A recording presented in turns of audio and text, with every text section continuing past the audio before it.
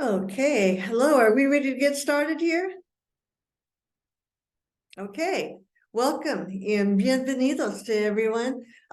This is our 2023 celebration of our outstanding graduates from cohort 14. I'm Dr. Rose Barunda, and I will be your MC for this evening. Our distinguished presenters today are graduates who earned the titles of Outstanding Dissertation Award and Graduate with Distinction Award. And also with us today, we have Kenya Burton, who is our new publicity specialist, as well as program analyst Tina Weekly, who has consistently been with us from the very beginning of this process. For those of you who are not familiar with our program, ranked number 2 in the nation, we have students who go on, who graduate, become doctors, and in their spaces create change that transforms the world. So we're not looking at dissertations that sit on a shelf, but we're looking at people that are making an impact in our communities. So with this, what you're going to see is recognized in each one of their slides that we list not only their title, in which they're working at this time, and also the dissertation title, but also the dissertation panel members, including their chair and committee members, because we all stand on the shoulders of others. So let's move on, take a look at the distinguished panel members that we have, including those who serve to select the people that we're going to be hearing from today. So Dr. Elizabeth Morgan, Dr. Shiva Sabadi, Dr. Cowan, Jeannie Cowan, Dr. Leslie Baines, Dr. Eric Clairval, Dr. Nate Dutra, who is a graduate of this program, and Dr. Alejandro Carrion. So on behalf of our director, Elizabeth Morgan, and the EDD faculty, we thank all these people so much for putting in extra time to make the selections of the individuals who are presenting this evening. So here's a quick look at our panel members who you get to hear from today. And you'll have an opportunity to ask questions of them. You'll put the questions in the chat. And the first award that we're going to be talking about today will be the Graduate with Distinction. We have two beautiful people presenting today, Viante Daly and Rachel Stewart. Both of these individuals have had a cumulative grade point average of 3.8 or higher at the time of their degree being posted. I mean, think about that, 3.8 in a doctoral program. I don't think I even had that when I graduated from kindergarten. They had to have completed 18 units in residency, nominated by their committee, and essentially graduating top 10% of their graduating class. And we're so honored to have two outstanding people with us today. So we're actually going to begin with Dr. Daly, who is employed here at Sac State's College of Continuing Education. And she is serving right now as a recruitment and retention specialist. You can see her committee members, and I'm going to ask Dr. Daly to please take it away. Thank you, Dr. Barunda.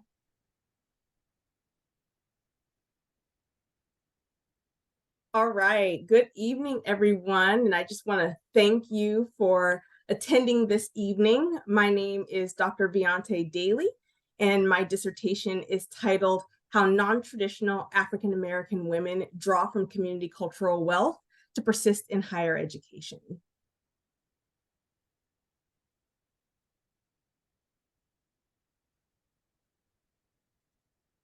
So before I jump into my presentation, let me just tell you a little bit about myself and how it relates to the work that I'm presenting today. So I actually earned my bachelor's degree when I was 29 years old, at which point it had taken me 12 years of taking classes on and off. At times, my educational journey, it felt like a never-ending tunnel shaped like a maze. However, I was still able to keep my spirit about me, and I pushed towards my goals because of the motivation and support I received from family, friends, and my community, hence why I'm here today.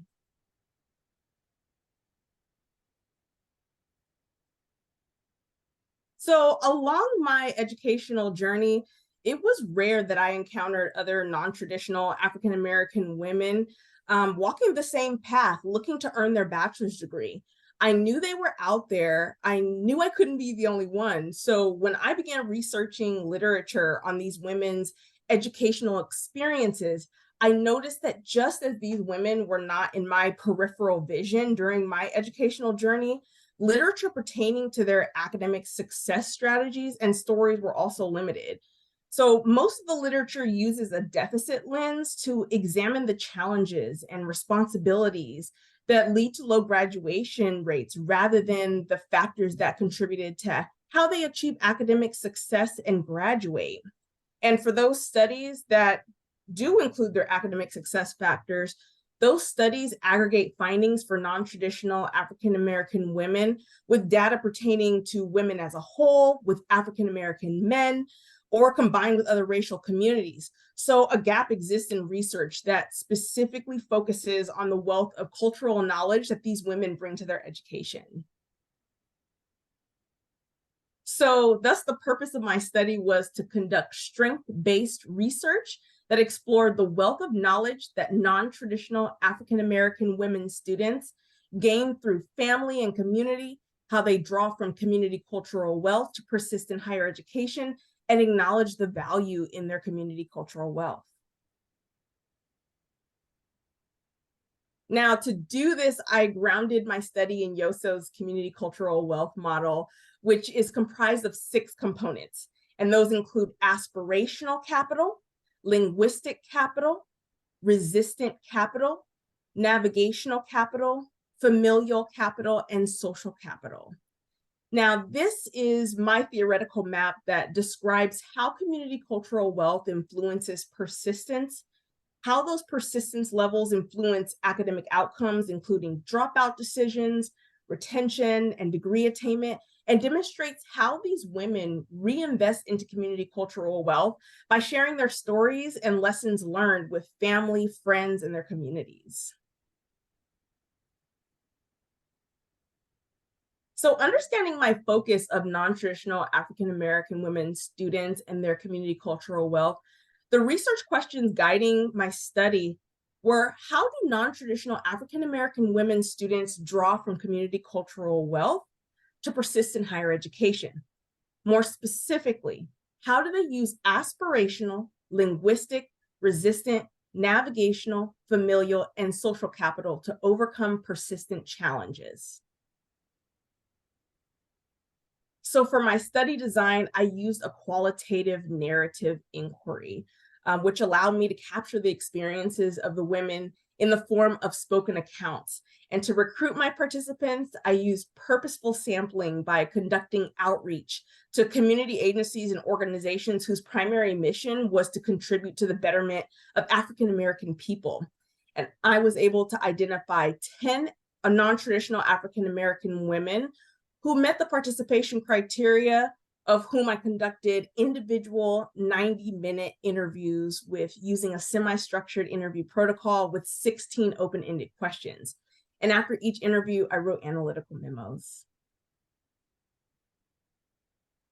Now, once I finished conducting interviews, I processed the data by using Otter AI to transcribe the interview audio files into text.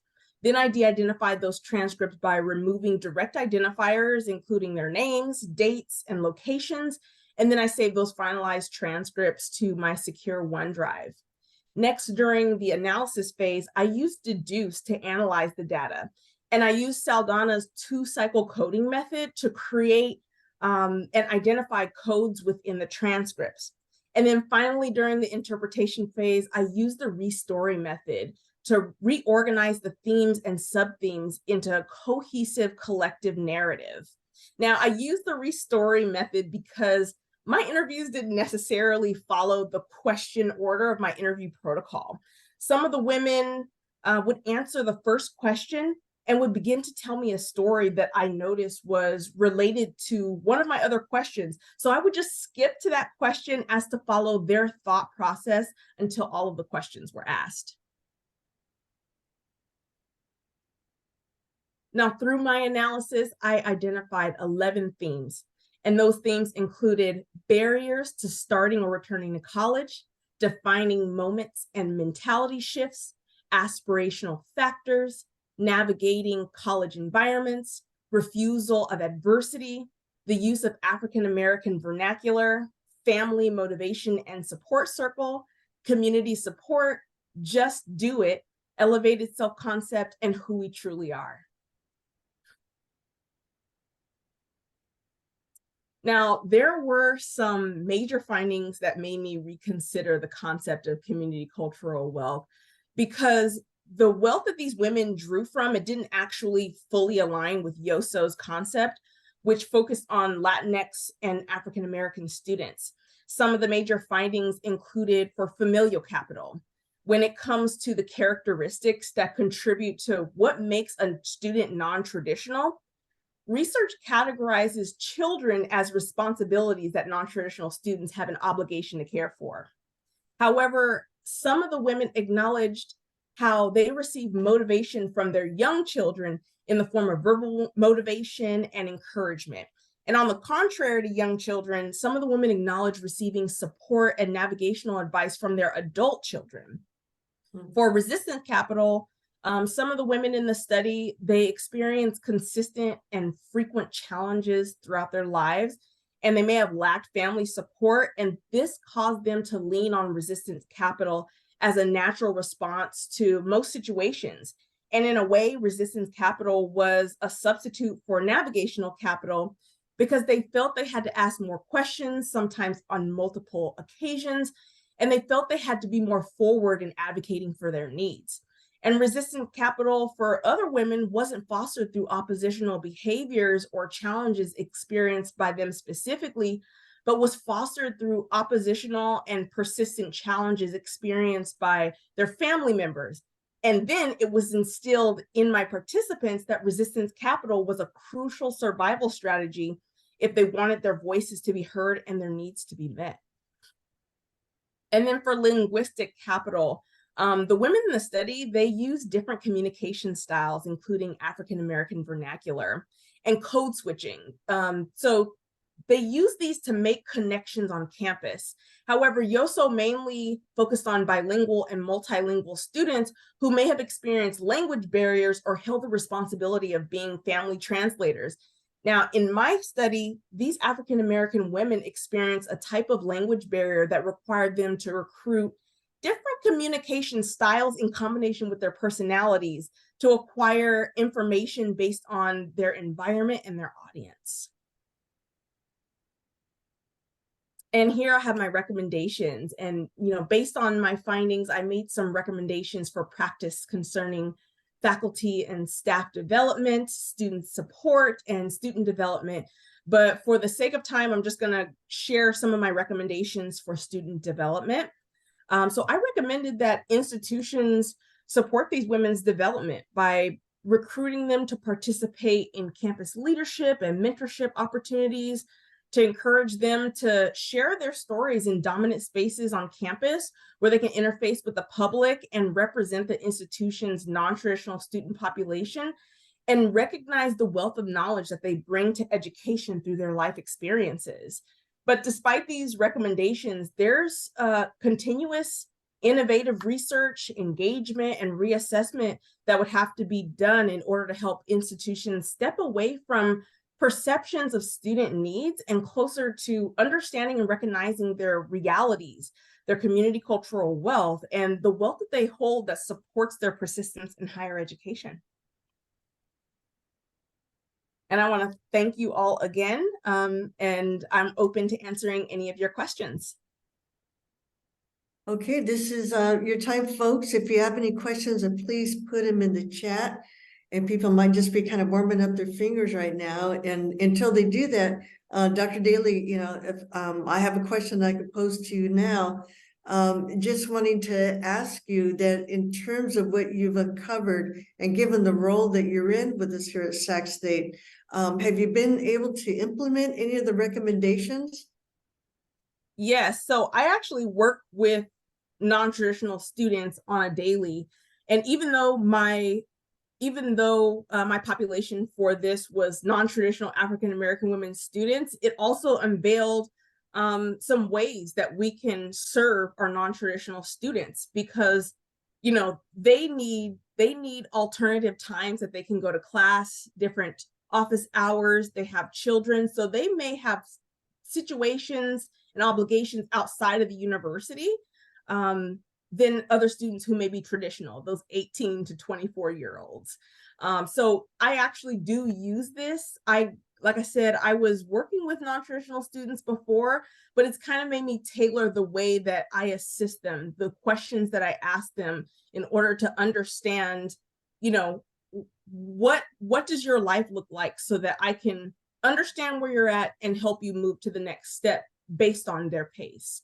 So yeah, it definitely has come in handy. So definitely valuing the students and being responsive to their needs. Yes. Okay, lovely, lovely.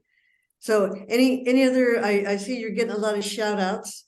And there's a question from Sylvia Figueroa. I love your topic. I'm wondering if you could speak about any challenges you may have encountered in your recruiting process. So for recruiting, it just took some time. I sent out a flyer that had a link to a survey, a criteria survey, so that anyone interested could fill it out. For the most part, it took me, I think, a week longer to start the interviews because I was still waiting on one person. She ended up not responding, so I had to go back and continue to recruit. But that part wasn't necessarily difficult. I will say probably the most difficult part was transcribing, when it came time to transcribe, because even though my interviews were 90 minutes, when you start asking people questions about things that they have probably never shared with anyone, or things that they've never thought about all at once, people were crying. I had 4 of my participants cried. I had a 3-hour interview with one, and even though it was like, I felt like I wanted to talk to more women, it took me a long time to transcribe. So I will say that's actually where the challenge came in for me, because I spent quite a bit of time transcribing. Well, thank you, Dr. Daly, and thank you for your commitment. Thank you. All right, we're going to move on to Dr. Stewart, who is our other graduate with distinction. And at this time, Dr. Stewart is a workability coordinator and counselor in the Los Rios Community College District. All right, Dr. Stewart, all yours. Thanks so much, Dr. Barunda, and thanks for all of you for being here today. Really excited to share my research and my dissertation entitled Nothing About Us Without Us, a qualitative inquiry of disabled student activists creating disability cultural centers, or DCCs, on college campuses. Okay, so a little bit about the problem statement and purpose of this research. Despite legislation and services that are really designed to facilitate the inclusion of disabled students in higher ed, ableism and dominant narratives of disability as a deficit and personal problem really persist on campus. Disability is consistently siloed as a legal compliance issue rather than a diversity, equity, and inclusion issue. Disability cultural centers, or DCCs, offer a lot of potential to really fill the need for safe and affirming spaces and support by normalizing disability, facilitating understanding of disability identity, and enhancing understanding of disability as a culture and source of pride through programming like movie nights, speaker series, workshops, as well as community building with other disabled students and staff. When I was doing some of the research, I found out that every single DCC was created as a result of disabled student activism. So the purpose of this study is to really fill a gap in the literature by exploring both why and how disabled students pushed for the creation of disability cultural centers, and to really uplift their activism, ignite change, and promote the establishment of additional disability cultural centers. So 4 research questions really help to guide the study. First, how do disabled students describe the reasons propelling them to create DCCs? How do they describe their roles in the creation of DCCs? What do they perceive as the facilitators and barriers to engaging with universities to create DCCs? And finally, what do disabled student activists see as the benefits of DCCs to both the disabled student population as well as just the larger campus climate? So Discrit, or disability critical race theory, improved or informed the study design and analysis by really bringing to light voices that have been traditionally marginalized in research, which also aligns with the disability rights movement motto, "Nothing about us without us," meaning that disabled individuals really need to have an influence on programs that are serving the disability community. Secondly, narrative inquiry really focuses in on learning the stories of participants, including the meaning that they ascribe to these stories. So I combined these 2 methodologies, which allowed for counter storytelling, really rejecting dominant narratives of disability as a deficit by demonstrating the assets and the agency of disabled student activists who created disability cultural centers. So I conducted individual interviews via Zoom of 7 disabled students involved in activism to create a DCC on 5 different college campuses.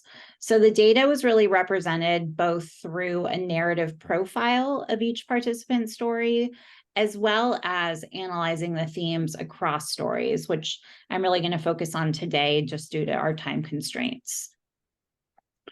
So the themes which surfaced across the stories, these common themes that really came out through the data analysis, were organized into 2 overarching topic areas. So first, how disabled student activists pushed for the creation of DCCs, and why the establishment of DCCs was important to disabled student activists. So first, looking at the how, the interviews revealed really rich data on the roles participants had and the perceived facilitators and barriers in the establishment of disability cultural centers. Disabled student activists took on a ton of unpaid labor to really help push for the creation of DCCs, a lot of which involved educating the campus on disability culture, gathering input and data on why these centers are needed, and engaging in protests when the administration failed to take steps to implement the Disability Cultural Center. There were also key people involved, including disabled and non-disabled leadership, as well as students from other marginalized student groups. And, there were also very specific structural conditions that were helpful, including the existence of disability advisory bodies and disability studies programs on campus. So to hone in on one of the themes under how, actions taken, Anita reveals just the extensive work that they put into justifying the need for a DCC on campus and the steps taken to get their voice heard. Quote, "We did this research, developed this proposal. We had multiple town halls at this point. So we wrote up our findings from them and we created a model calendar for what a month might look like in a disability center and how it would be used and all this stuff. And then we had a protest outside the building where they met on the day that we submitted it." So that kind of shows that, it's really all about education. It was a ton of labor, as well as, resistance and activism when the need arose. Next, the why. Participants had many reasons propelling them to create disability cultural centers, which intertwined with the benefits of a DCC. The most striking reason as to why these centers are important is to provide a reprieve from ableism, or an oasis, as one participant called it. Experiences of ableism, both on campus and in their daily lives, led participants to want to seek out a community of support and belonging. These findings also related to this concept of a counter space, which are spaces that support the ability of marginalized individuals to challenge dominant, deficit-oriented societal narratives. And participants really expressed that DCCs help to affirm their experiences with ableism and get support responding to it, offering a space to be unapologetic about disability. And then participants also saw DCCs as creating a ripple effect throughout the entire campus, really helping to infuse an understanding of disability as a type of valued diversity on campus. And they view the creation of the center as part of their legacy, a quote, love letter to the disability community, as one participant mentioned. So I'm just going to focus in on one theme of the why, ableism. So Mia really described the Disability Cultural Center as a reprieve from ableism. Quote, we know higher education is rampantly ableist. Like the ableism is just astounding, both in the classroom, in social circles, in dorms, like in every aspect of student life, there's ableism, and you really can't escape it. You can't catch a break until you go to a Disability Cultural Center. I dream that one day we will not need centers to fill this role, but for now we do. We do need a space where students can go and that access needs are respected, bodily differences are expected, and not just welcomed, but expected. So I think, and also there's this idea of a legacy work, and that, a lot of them graduated before they were able to actually benefit from the Disability Cultural Center, but they did it to create this lasting impact for generations of students.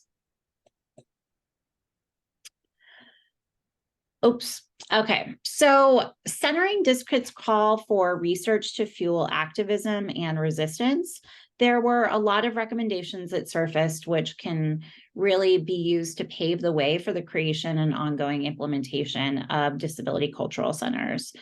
So first is really increasing an understanding of disability as a culture and identity on campus through workshops, events, partnerships with other cultural centers, as well as creating disability studies programs and classes.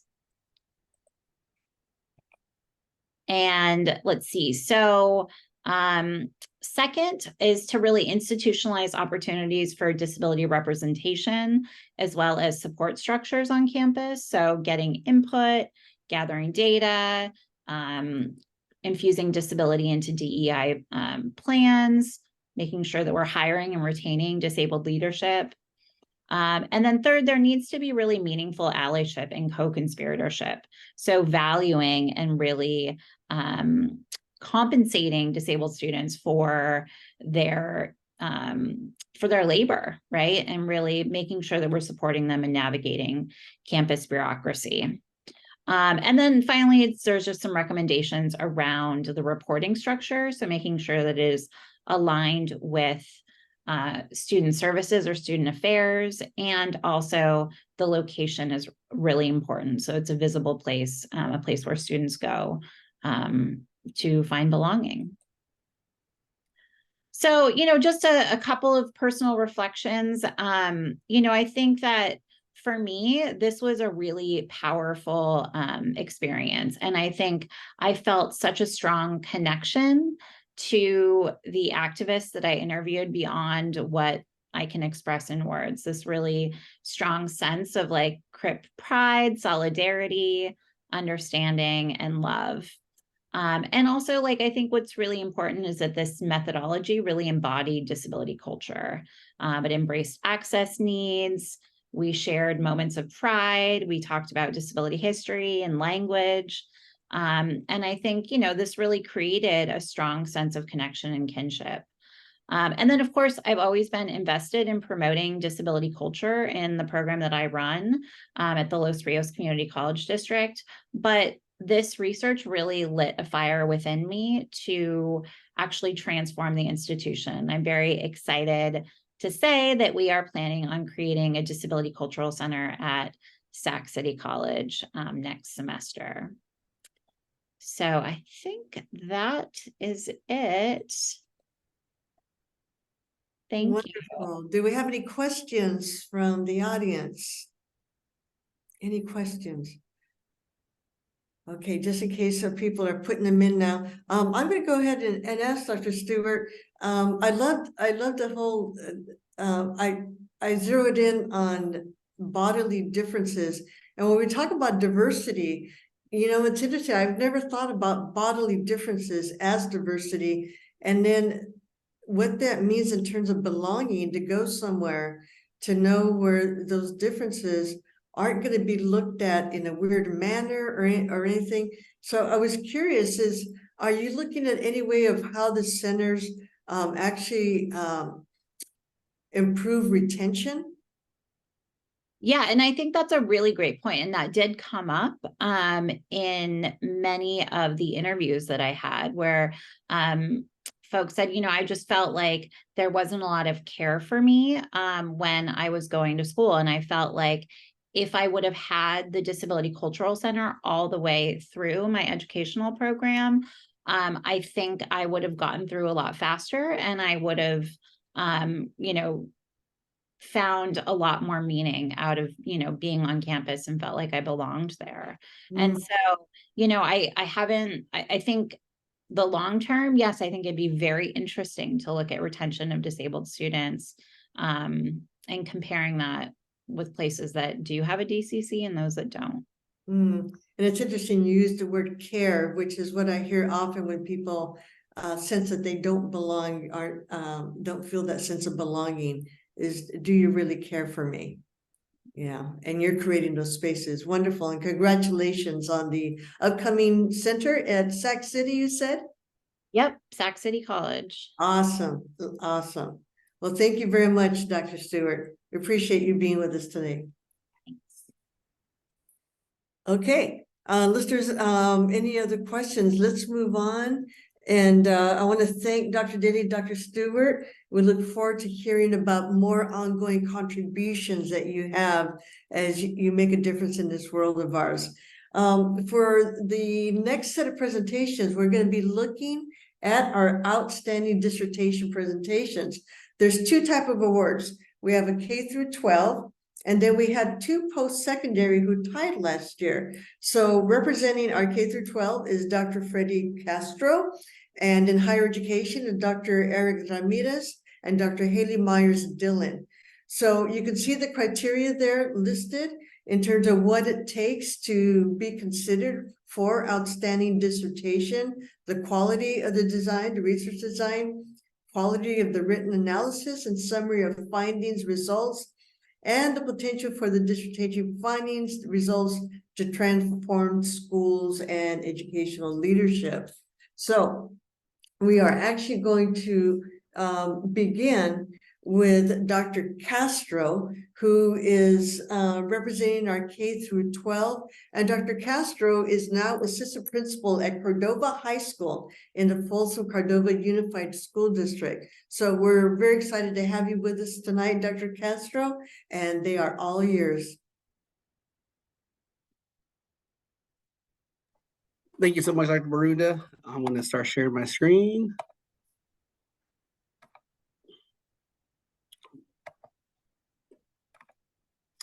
How's it going, everyone? It's great to see some of my former classmates.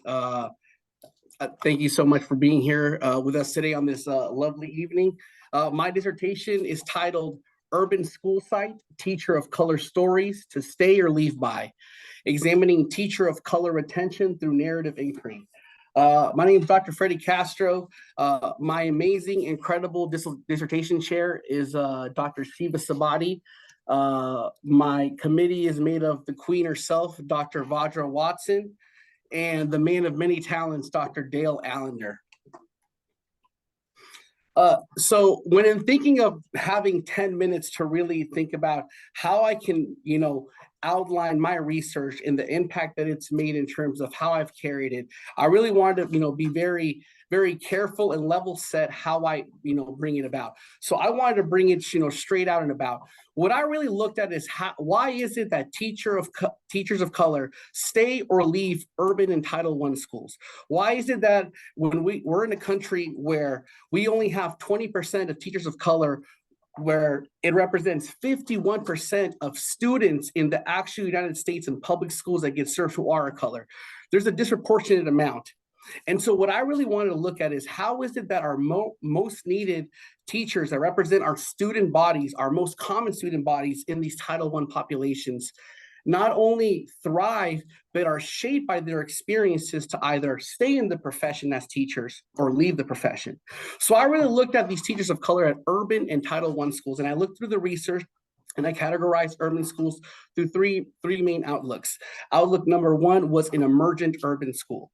Basically, these are schools that have populations of English learners, of students in communities of low socioeconomic areas. We have our urban emergent level 2, in which we have a 50% or more of students who are in socioeconomic need.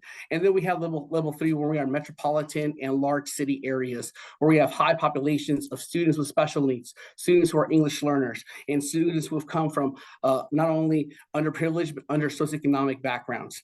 And so what I want to look at is, why is it that these schools not only sometimes have challenges in being able to get teachers in general to stay at their school site, but why is it that we can't keep teachers of color specifically? And so what I looked at is what racial experiences do these teachers of color go through that increase or decrease their racial battle fatigue into ultimately wanting to stay or leave the profession? So a quick breakdown. What I really wanted to look at is, how is it that these racial experiences by teachers of color at urban schools navigate these challenges at these urban school sites? So my research is very much founded upon critical race theory, in which is originally derived from the critical legal studies movement, sought to highlight how race is the very basis of power for foundational institutions within the US. And so what I wanted to transfer is that in the lens of education is, how is it that race plays a factor in terms of the institutionalization, which is education, which is driven by what essentially is old traditionalist views in how education is seen. And how is that from a center of whiteness? And so what I wanted to look at is, how is it that these assets that teachers of color bring, which are usually invisibilized and not acknowledged, using Yoso's cultural community wealth model, is essentially, how is it that they navigate these urban school sites, and how is it that they navigate these racial situations that are either micro to macro, small to large, that impact their decision to want to stay at these school sites or ultimately want to leave the profession entirely. So a big thing for me was really looking at the stories of people. I wanted to understand this snippet in time in their lives, that, the different times of their lives that not only influence their perceptions, but really that really solidified and made a huge impact in their decisions to want to remain in the profession as teachers or want to leave the profession as teachers. So I looked at narrative inquiry, and narrative inquiry really provided me an opportunity to have myself share my story, which brought about a vulnerability to my participants that wanted to make them share their stories. And so what we talked about were 60 to 90-minute interviews in which I shared the reasons why I essentially became a teacher and ultimately left as a teacher. And it really opened up the dialogue between researcher and participant in terms of them opening up and being vulnerable, in terms of the sharing the actual factors, the key stories that shape their perspective, shape their decisions in wanting to stay as teachers at these urban school sites or wanting to leave these urban school sites. And so Glazer in 2020, very much recently, actually created the term, the stories of staying and leaving. And so what he really juxtaposed was this idea that there's this seesaw. And the seesaw is really the teachers of color navigating these stories of staying and leaving. And a big part of that I wanted to research was, how is it that these racialized experiences shape those decisions to stay or leave the profession? So a quick summary, my research question number one: what do these lived stories of staying and leaving reveal about the working conditions and culture and environment that teachers of color navigate? Well, to give you some quick 4 themes, teachers of color are usually fending for themselves. However, they have these deep commitments to students and their communities because they usually come from there. And they have this cultural commitment and background to this connection because they see themselves within their students. However, sometimes they have this pressure to conform to these white normatives and standards. For research question number 2, how do these stories of staying and leaving help us better understand the race-based experiences in relation to the concept of racial battle fatigue as teachers of color experience it? Well, what I found in my study is that teachers of color often feel undervalued, disrespected, and unwanted in their urban school site setting. They have a big balance between what they're doing with their peers and they're doing with their administration. It's always tiptoeing.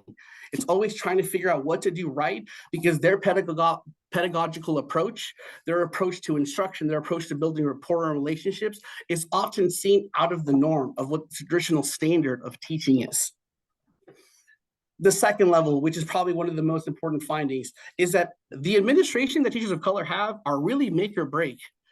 They have the ability to keep teachers of color at those school sites or ultimately break their will to want to leave the profession altogether. And lastly, oftentimes there's a lack of opportunity for teachers of color to advance within the profession, to get these roles in terms of being a division lead, a department lead, moving up in terms of being a teacher to an administrator. Lastly, my last research question, how do the stories of staying and leaving help us better understand the intersecting factors that inform the decisions of teachers of color to stay or leave the profession? What I found is that there is a commitment to social justice and equity to students of color. Teaching is a vocation to many, and there is a cultural competence among administrators and teacher colleagues that is usually not found for teachers of color, and that's why they have to tiptoe around these racial lines. And beyond that, they have to navigate these white spaces that ultimately deter them from pursuing the profession altogether. And so I wanted to share a key couple of quotes as my time is nearing up. But for the first one, the reason why teachers stay, I want to speak to the stories, the voices that I've heard, that I interviewed with these teachers, because these voices matter, because it shows you why is it that these teachers of color continue to teach at these urban school sites? Why is it that they want to leave? And so for one of my participants, Sheila, they see themselves in their students. Urban schools were my type of schools. The high needs Title I schools I worked at were schools that I grew up in. Not just that, but they were typically kids that looked like me. They were typically the kids that nobody else wanted to work with. And they were typically the kids and the guardians, the families that people didn't value. And I saw value in them. I saw culture capital that I loved. I love being Black. I love my Blackness. I love BIPOC. I love other people too. Don't get me wrong, but I love that. And so I valued seeing myself in the students. And so I can't read all the quotes for you today, so I hope that you take the time to read some of these quotes, but I'm going to read one more for you as I get into the why of all this. Why is this important to me? My participants said it best. These stories were 25, 30 years ago. These stories are not different. The names are different. The places are different. But you may as well just juxtapose the two, because I mean, it could have been anybody, right? But the stories are the same. And I just look at that and I think we're not making any progress on top of it. What I found in my research is that there continues to be not only a high attrition rate and low retention rate for the teachers of color at these urban school sites, where we have over 50% or more of students of color at these sites, but we have an inability to retain them. And this is not only just looking at the racialized factors within the environment of these school sites, but looking far beyond how colleagues, how administrators, how district policies are implemented that deterred these teachers of color from thriving and being successful. So why does it all matter? Because I really believe that there needs to be a cultural competence training and understanding what our teachers of color go through. We need to be able to have our teachers of color connect with other teachers of color. And we need to be able to have administrators of color that understand what these needs are in order to bridge the gap sometimes. And so for me, what are the next steps for the decision? I was offered an opportunity on July 24th of 2023 for two things. I could have joined the wonderful ivory tower that was academia, or pursue my goals in terms of being a school site administrator. And I thought to myself, what is it that this program has taught me?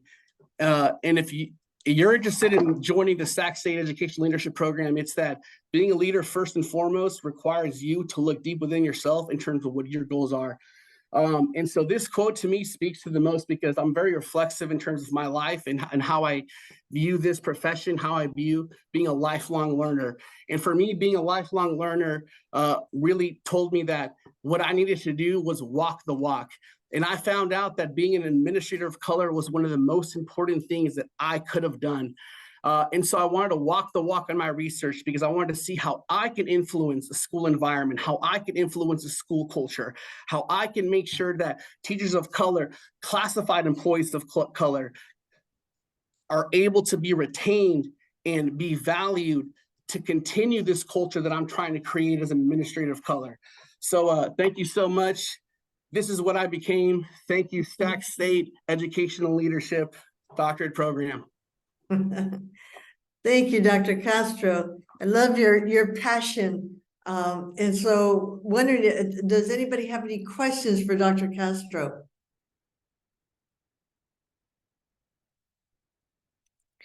So in the meantime, what I'm wondering, Dr. Castro, in terms of the faculty that you work with, what do you see as prioritizing in terms of training?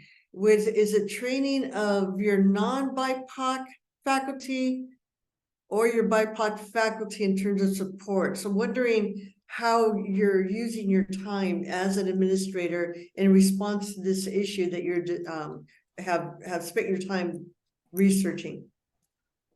I appreciate that. You know, my lens has actually really shifted in terms of understanding the population of staff, you know, within my school site. You know, we serve over 1,900 students. You know, we're a 9 through 12 comprehensive high school. And really what I look at is that as an administrator, I see way more classified staff of color than I do teachers of color in my own staff. And already we're a Title I high school. Mm-hmm. And so now I'm really trying to, bridge the gap of what I've learned and trying to bring not just this cultural competence, but this cultural awareness of like the students that we serve, the families that we serve, because we have a great diversity within that. And I think one of the key elements in being a successful leader is establishing the autonomy within your teachers, but being aware of what is, what is the demographic, what is the audience that we're serving. And really at Rancho Cordova, we're a cultural, mixing pot. We have Farsi, we have Ukrainian, we have Russian, we have Afghani, Asian Pacific Islanders, Hispanic. And so I think it's very important about being, how is it that we serve these different communities that come from different cultural backgrounds? And that's why I really focus a lot on, the cultural awareness and competence of how teachers serve students and how administrators serve those staff of color that are really doing a lot of behind the scenes work that we often don't see. Wonderful. Well, I'm sure with your presence that your campus is a very vibrant place because you honor and respect everybody who's there. So thank you very much, Dr. Castro. Thank you so much. All Appreciate right. everyone. Have a great one. All right, we're going to move on to the awardees of our post-secondary outstanding dissertation. We're going to have our next presenter, who is Dr. Eric Ramirez, and he is currently the Director of Equity and Affinity Centers right here at Sac State. Dr. Ramirez, they're all yours. Thank you, Dr. Borunda, and good evening, everybody. Thank you for being here tonight and for sharing this virtual space. I'm excited to chat with you a little bit about my study. Can you all see the screen okay? Mm-hmm. Let's see the participants. Dr. Borunda, can everybody see it okay? Yes. Okay, thank you. Alrighty, so my study is called Undocu Student Access to Higher Education in a Post-DACA Environment, examining the initial impact of the Dream Builders program. So my study focuses on access to higher education among undocumented high school students in California. Annually, about 98,000 undocumented students graduate from high school across the nation, and most of them don't go to college. Additionally, about a quarter of these students, so about nearly 25,000, are in California. So that means that we have about 25,000 undocumented students graduating from high school every year, and most of them are not going to college. So the study analyzes the initial impact of a college access program for undocumented students in the Sacramento region, called the Dream Builders program. And I'll tell you a little more about the program in a bit. But the goal was to really examine how this program is impacting the students that are being served and other stakeholders that are a part of the groups that we work with and that we support through the program. And I'll just quickly say, as a documented individual and undocumented, I firsthand, I relate to this topic and have firsthand experience, not only with the challenges that a lot of these students face, but also creating programs and services, particularly for this population. So similar to a lot of my colleagues, or most of my colleagues who have presented tonight, this research is very personal.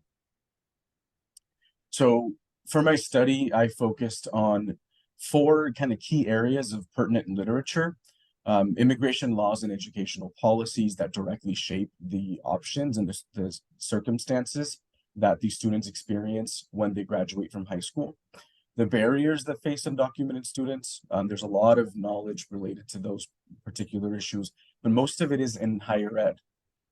Forms of support that exist for undocumented students, and then ways to promote access to higher education as well. So those 4 areas really helped me set the ground level understanding to build off of for my study. I used, for my conceptual framework, 2 theories or concepts. So community cultural wealth, which a couple of my colleagues have talked about already, and then transformative leadership, which really, it's a style of leadership that really centers equity, that centers impacting long-lasting change, and that really prioritizes social justice. So real quick, the Dream Builders program is a program that aims to increase college access among undocumented high school students in the Sacramento region, and to transition or to help with that transition to college. So we launched it out of the Dreamer Resource Center in 2021 through an anchor institution grant, and we've continued that the last 2 years, thankfully, through additional grant funding. And essentially, we have Sac State students who are interns and themselves undocumented, who then go to local high schools and meet with students one-on-one to provide tailored support and resources. They do outreach for students and parents, and they do a workshop for parents and an allied training for teachers, counselors, etc. So these students are spending, in some cases, multiple semesters working with these schools, directly providing these resources.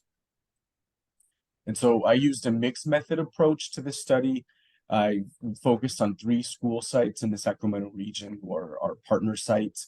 I've interviewed 6 high school students. I did 44 parent workshop surveys, 5 educator practitioner interviews, and collected 31 undocu ally training surveys as well. And so I had both qualitative and quantitative data to analyze. And I did so using thematic analysis, really just reviewing all of the transcripts. I agree with V, it was a lot of time to transcribe those, but we go through them, find codes, and then develop larger themes to really explain what is the impact of this program. So talk about my results. I had 4 research questions, all of them structured very similar to the one you see here. So what is the initial impact of the Dream Builders program on undocumented high school students? The other 3 questions looked at the impact on the parents of high school students, on the teachers and educators that work at these schools. And then I also looked at what's the impact of this on the interns themselves, the undocumented college students who now are supporting and providing guidance and mentorship to students who they directly can connect with.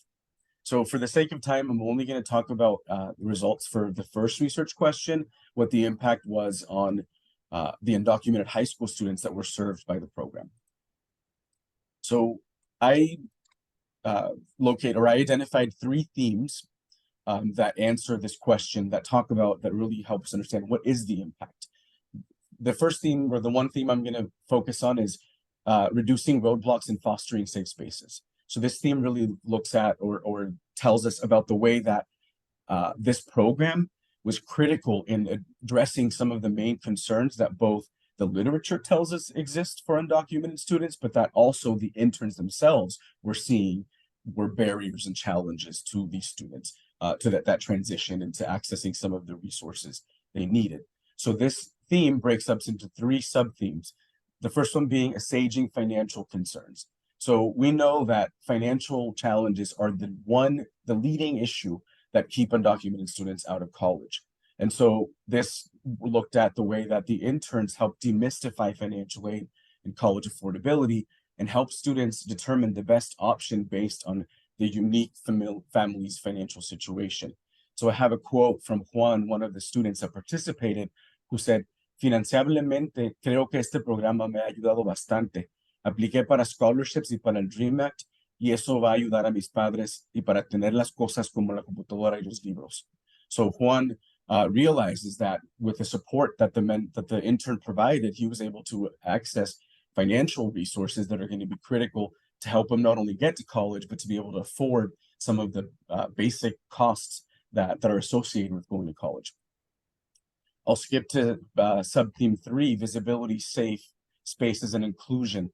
So this was really around the notion that this program was promoting visibility for undocumented students, because these interns were doing presentations, in some cases in one of the schools, in every single English class, 9th grade through 12th grade. The students, our interns, went in there and talked for 10 minutes about, we're here from Sac State. We're here to talk about how undocumented and immigrant students can go to college.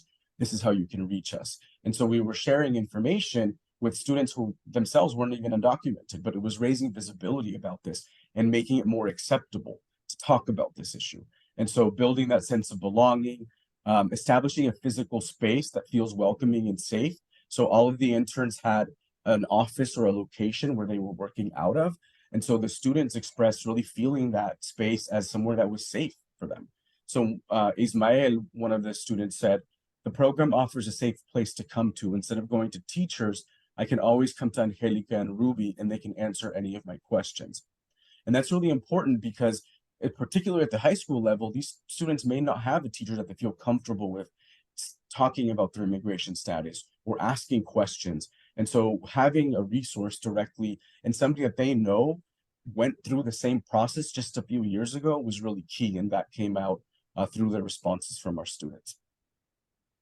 So through the various themes that I found, along with taking into consideration the status-related barriers that the literature tells us hamper students' ability to go to college, etc., I created this model of undocumented student access to higher education. And this model essentially is meant to illustrate the uncertain path from high school to college for undocumented students. And it illustrates the various forms of capital these students bring with them, but also the status-related barriers that impact and can, again, hamper that path and that transition to college. In the bottom portion of the model, I also have incorporated the Dream Builders program itself and the various aspects and the various ways that it provides resources and support, not only to the students, but to parents as well, and to the institutions. And so I apologize because this is a very intricate model that I could spend 10 minutes just on the model itself. But I invite, any questions, and if you're interested, it's also in the copy of the dissertation. But again, the idea was to create a model that tells us what the path looks like and how we can address some of the challenges. So it really urges us to take action, and it tells us that there's something we can do, and we know that these things work. So as far as recommendations, I had recommendations for policy and practice. I just want to highlight this one, which was that colleges and universities in California can and need to establish strategic partnerships with local high schools to promote access among undocumented students. I hear a lot about enrollment and lack of enrollment in the CSU and in higher education. And I think it's really important that we tap into a population that is often forgotten about, is that being left behind when it comes to access to higher education. So thank you everybody for listening, and I am happy to answer any questions. Hey, do we have any questions from our audience here today?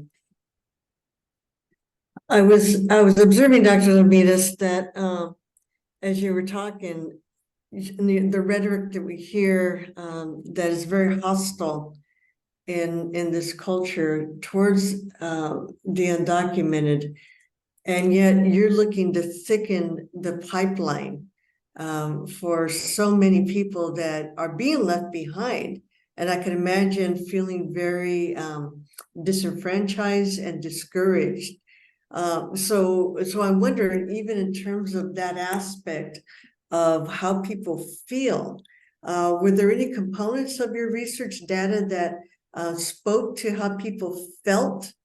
I saw what they did in terms of applying for financial aid and getting letters of support. But just in terms of how they felt about themselves and how they saw themselves in light of everything else going on around them. Definitely. So thanks for asking that.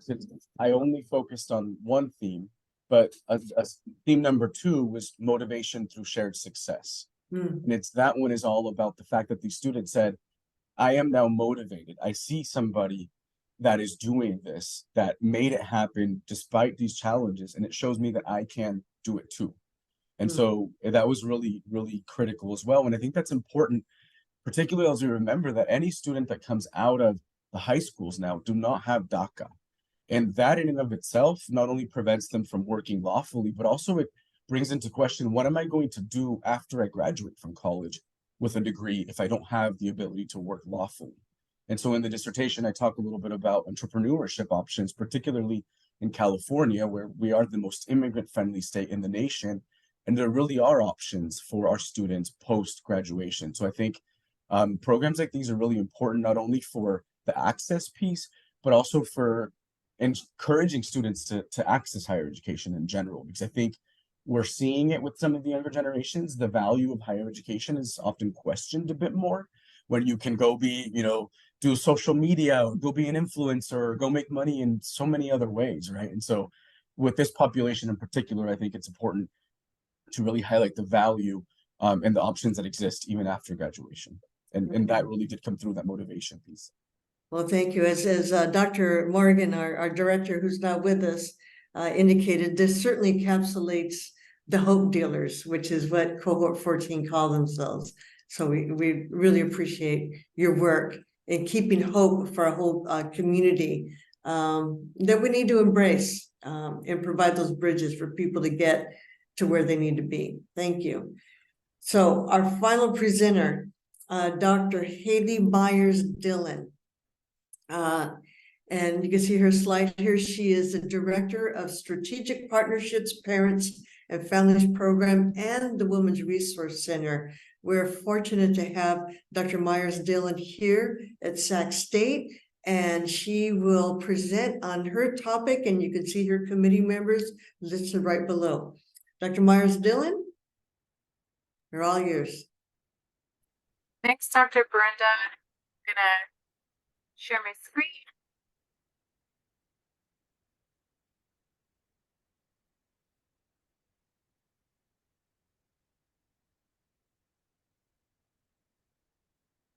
And I'm going to do a slideshow.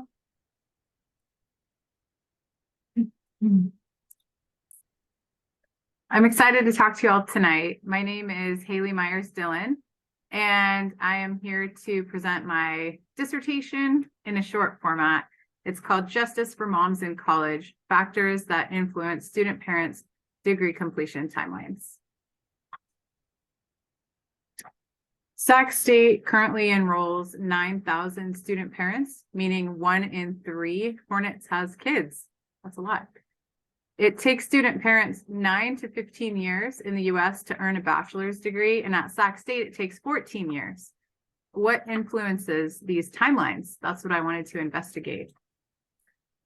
I asked 2 quantitative and 1 qualitative research questions. First, I wanted to know what is the average total degree completion timeline for student parents and non-parenting students. Second, I wanted to investigate which factors exerted a statistically significant measured effect on degree completion timeline, which I call DCT for short. And third, I wanted to know, how do student parents themselves describe their journey to get a bachelor's degree? Do common institutional issues arise from these discussions? And I decided I needed to do a little bit of research before I dove in on the existing population. So I wanted to find out what I could about aggregate de-identified data at Sac State. And I found that student parents we have, as I mentioned, a large population. They are 3, 4, sometimes 5 times marginalized, meaning that they're overrepresented in terms of marginalized populations. Specifically, most of our student parents are low-income women of color. Many are first-generation college students. The average age of our parenting students is 31, which makes them non-traditional students or adult learners, and 98% of them are transfer students, and they also have a higher GPA than the general student population. Oh, let's go back. So how did I do this? To investigate, I conducted a mixed methods study using data from 6,000 transfer students and in-depth interviews with 5 student parent alumni. So let's look at the findings. I found that student parents take nearly 14 years to earn a bachelor's degree compared to 8 years for non-parenting students. These numbers include time at community college and at Sac State. At Sac State only, student parents achieve parity with non-parenting students. That means that it takes both groups roughly the same amount of time, about 2 years and 1 semester to earn a bachelor's degree. So let's look at that in a graphic. This bar chart compares non-parenting students on the left to parenting students' degree completion timelines on the right. The maroon bar shows time at Sac State, and the green bar shows total degree completion time. The blue bar shows time in community college, and we see that it's time spent in community college that's adding to that DCT for student parents. But what factors had the greatest impact, and were they harming or helping? So I created this slide using, basically I borrowed from the discipline of physics. Multiple regression analyses produced these complicated results. I really wanted to simplify it, I did, but the complexity here shows the cumulative impact of factors on student parents' degree completion timelines. In this graphic representation, the arrows show magnitude and directionality. And I also decided to call factors that slowed degree completion timeline inhibitors, and factors that were associated with faster graduation catalysts. Factors at the top are associated with community college findings, and bright green arrows show catalysts in community college, and below, dark green arrows show catalysts at Sac State. On the right top, community college inhibitors appear in orange and show that age has a far greater magnitude than gender.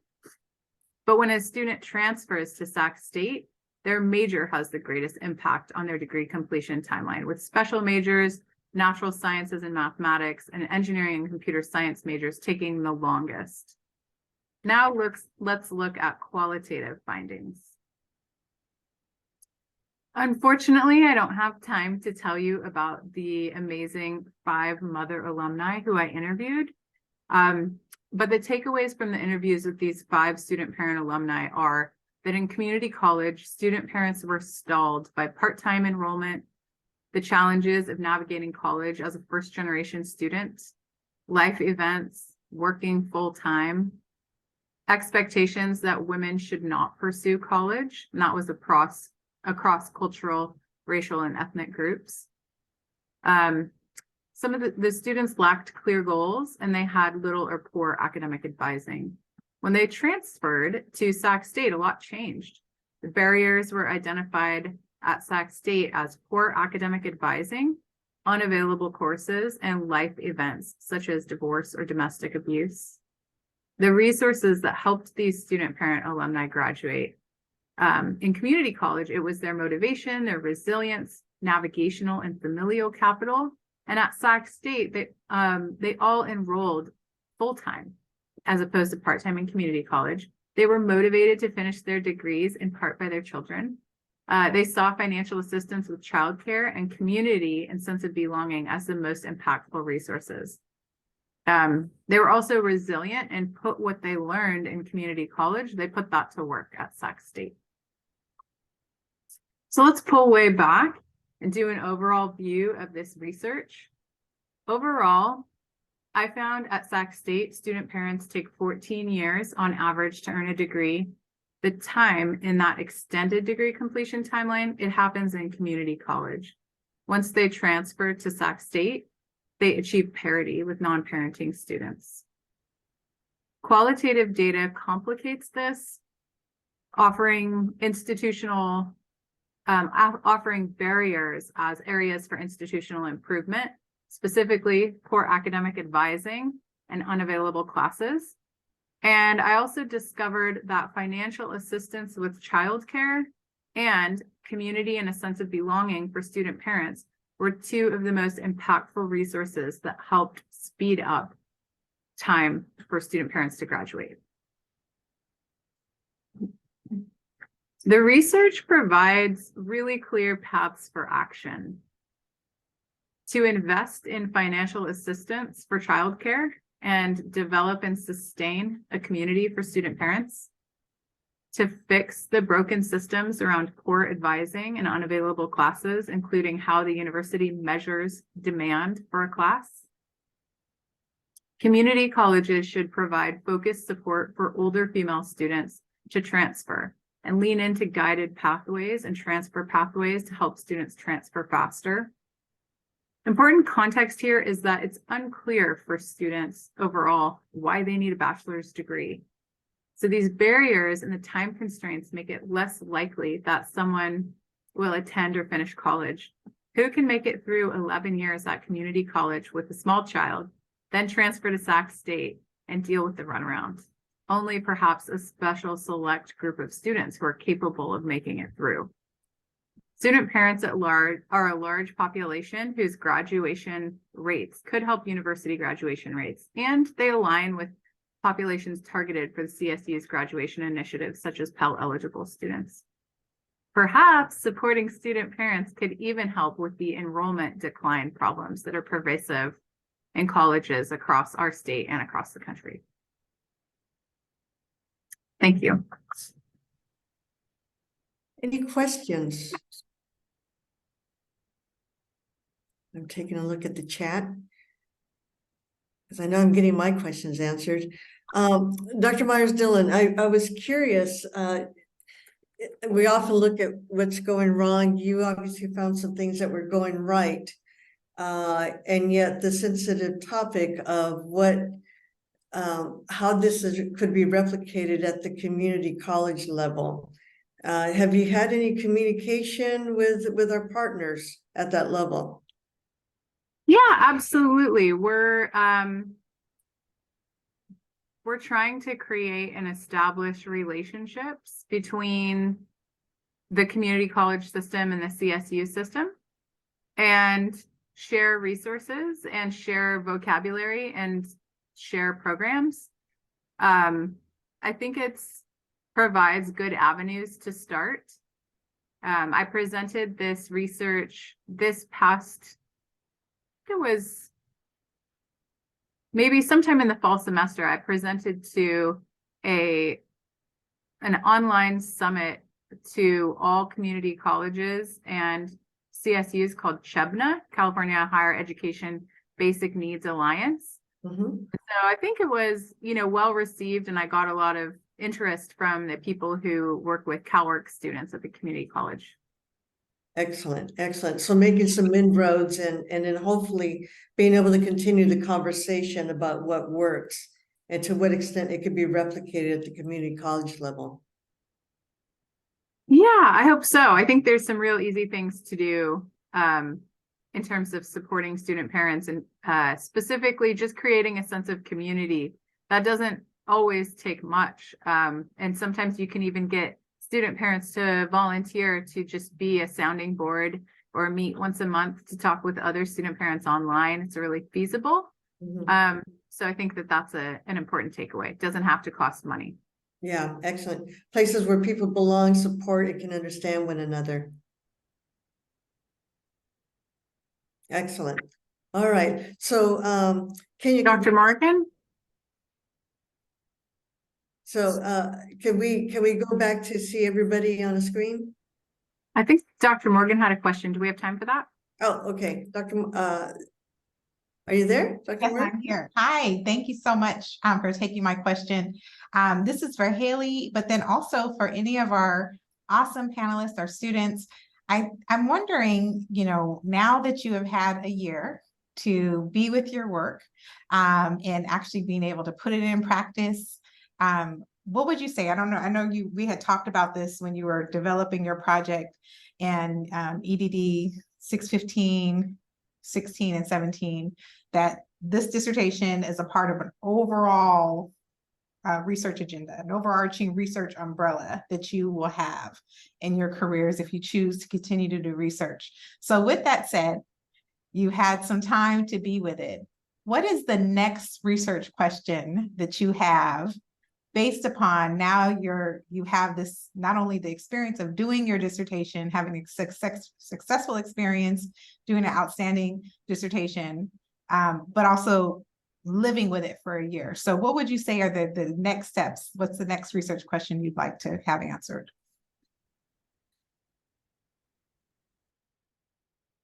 Well, I'd say my next steps, I've presented a couple times in different avenues. I presented at a student parent specific conference at Ohio State. I presented at the Northeastern Educational Research Association in Connecticut recently. And I think what's exciting for me is that I talked with 2 faculty members from different universities on the East Coast when I was presenting about trying to turn my research into a book. And so talking with them, they're outside the state of California, they're outside of this, you know, sort of our world here. So it made it feel really possible that someone else in another market basically saw it as worth pursuing. Same research question, trying to publish. Okay. Do we have any other questions? And Betray, can you put take off the PowerPoint and make it so we can all see each other? Take off the PowerPoint so we can all see each other. Thank you. All right. Any final questions from and it could be even the presenters themselves of one another.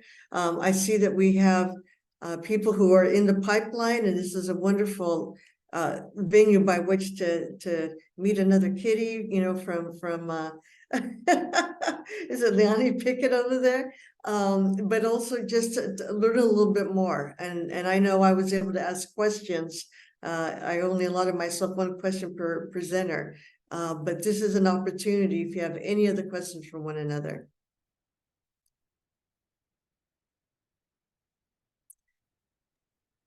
I was just gonna touch on Dr. Morgan's question a little bit, but you know, for anybody who's on here who is currently going through the program, you know, one of the things that I found that is that my conversations are different.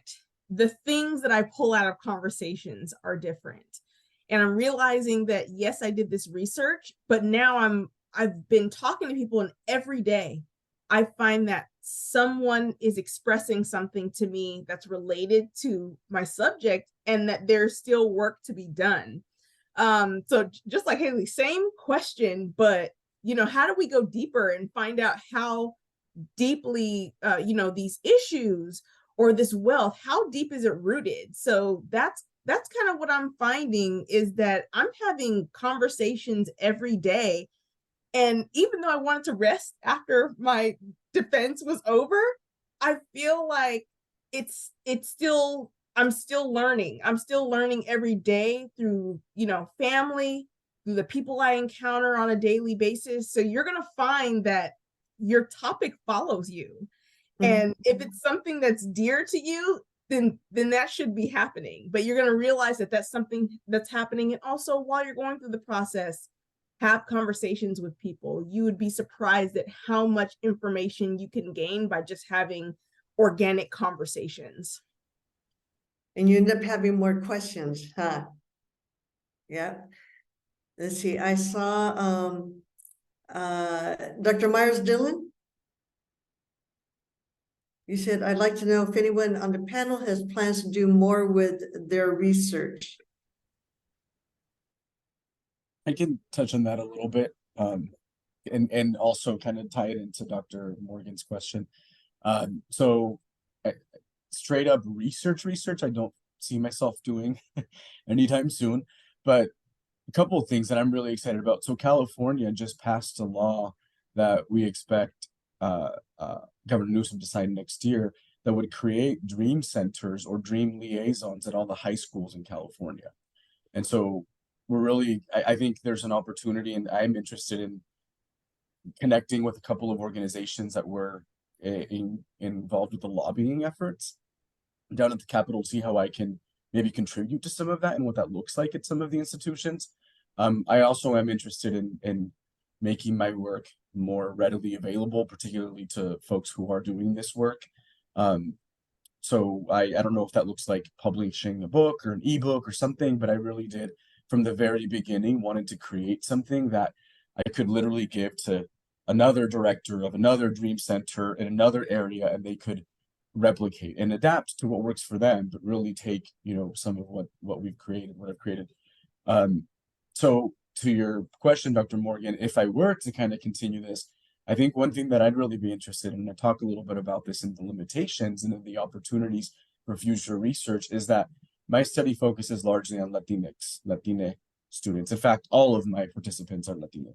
And so I really would be very fascinated in learning more about some of the intersectionality and some of the diversity that exists within our undocumented community, and looking at what some of this looks like for our AAPI community, for example, or even our Black, undocu-Black community. So I think there's definitely an area there or something there. I don't know that, again, I will personally do it because I'm more on the application side of things, but I really do hope to continue to engage folks and be able to, in some way, like share this out with people. Because I think ultimately that's, what most of us are trying to do, right? To create something that will make some sort of impact. All right. And with that, Dr. Morgan, our director, would you like to close us out? I'd be happy to. I see Rachel actually has her hand up. Dr. Stewart. Yeah. I was just going to say, I've talked to some of my participants about writing a book, so really excited about that. That would be like a practical application of the research as well. And also I feel like one of the other things is the research does follow you and it does open doors. I just met with the chancellor of our district along with Tony Newman, Dr. Tony Newman, who just graduated from our program. We're talking about infusing more disability culture into training for administrators and faculty. So I think that that's really exciting. And I'm just excited to see where we all go. So I just wanted to add that. The Rich Sac State network out there. Excellent. Okay, making sure there's no other hands up. All right, Dr. Morgan. Okay, well, I will close us out with just giving a heartfelt thank you for all of our panelists and for you just coming back. I love the concept of Sankofa, and it really comes from a West African ideology that really gives us insight to the way that we move forward is by looking back and always continuing to understand how our community and our tribes really are a part of who we are and give us our frame. So thank you for being a part of our community and continuing to be a part of our community and sharing your rich scholarship with us for the current students and for years to come. And so we are just so privileged to have been a part of your process, and we celebrate you. So thank you. Can we give them a big round of applause? All right. And also want to thank our leaders for supporting this endeavor. We have Dr. Rose Barunda, who took the lead on this and just made this fantastic event happen. So thank you so much. Thank you so much, MJ and our ASL interpreters, for providing an accessible event for us. Thank you, Kenya Burton, for coming and stepping right into the EDD community and just really helping us to have this awesome event on her first event. So thank you all. This truly is a community endeavor. Our alumni that are here and our current students and our family members and community members, we celebrate you. And of course, Miss Tina Weekly, we cannot go without giving her kudos. So thank you so much, everyone, for coming. We appreciate you, and we hope you have a wonderful night.